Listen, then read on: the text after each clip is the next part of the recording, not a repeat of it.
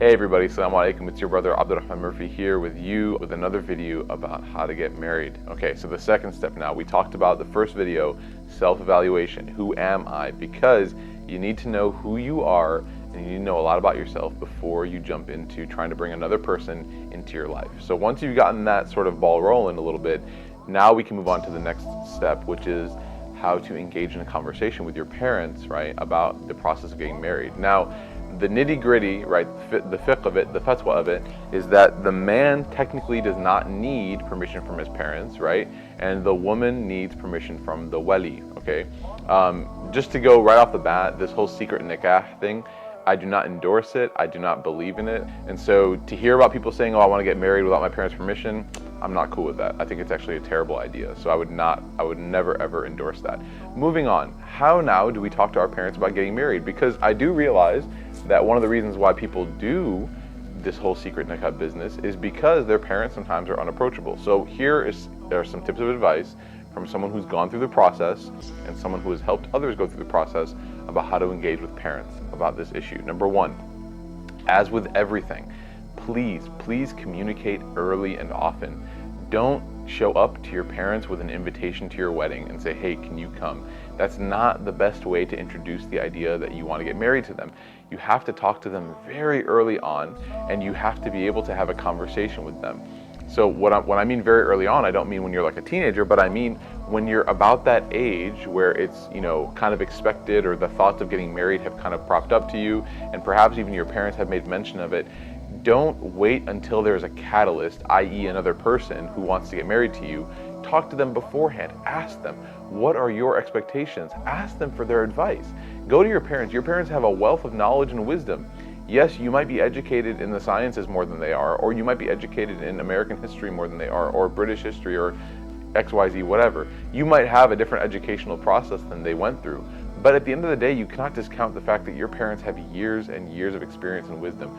Go and ask them, Mom, Dad, when marriage comes about, what are some things that you think we should look for in a potential spouse? What are some things that you think I should think about before I think about getting married? And you know what?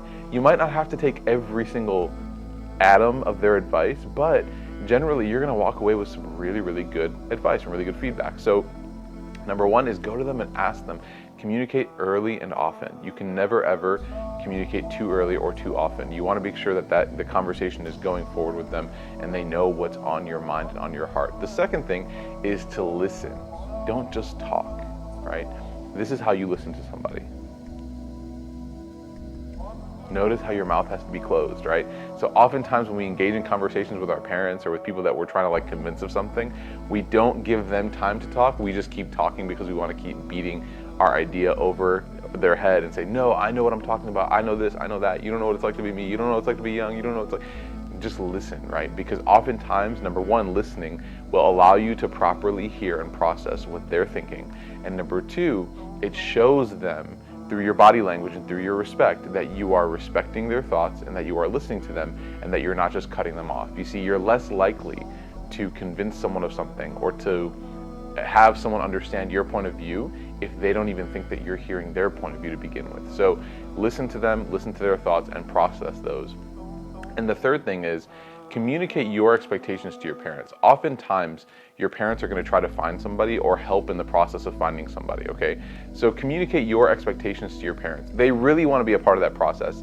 Here's a little tip. If you've already found somebody or you're kind of leaning towards somebody, then make sure that you make your parents feel like they're part of the process. Don't bring them somebody, but allow them to go with you to propose or to engage in that search, right? Because they want to be a part of that. They've raised you since they were so young. They've taken care of you. The least you could do is encourage them and engage them and involve them in that process. So the third step would be to tell them what your expectations are. What kind of things are you looking for?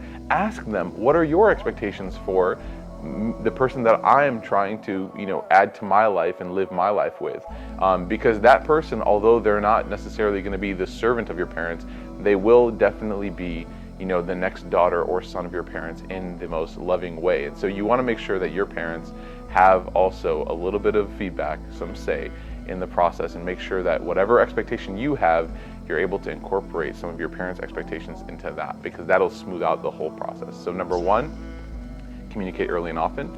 Number 2, listen to what they're saying and allow them to be part of the process. And number 3, communicate your expectations as well as integrating their expectations in finding the perfect spouse, inshallah. The next video we're going to talk about is how you can go about finding this person, and how do you even look for somebody? Where do you find somebody to marry?